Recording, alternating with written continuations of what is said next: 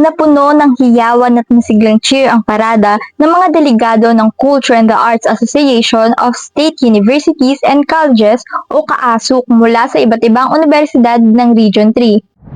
Ibinida ng bawat delegado sa naganap na parada ang kanilang nirerepresentang eskwelahan sa pamamagitan ng mga masiglabong chants, flags at parol habang suot ang kanilang mga uniforme para sa Culture and the Arts Festival ngayong taon. Nagbigay mensahe naman ang presidente ng BUSU na si Chody C. San Andres ng kanyang pambati para sa lahat ng makalahok ng kompetisyon at ang kanilang mga institusyon.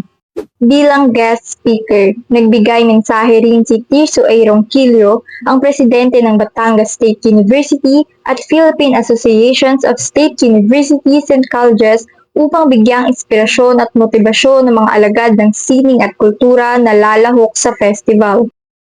Sa pagpapatuloy ng opening ceremony ng taunang festival, isang nakakaaliw na performance ang nasilayan ng mga delegado at manonood upang ipakilala sa kanila ang kultura at sining sa lalawigan ng Bulacan.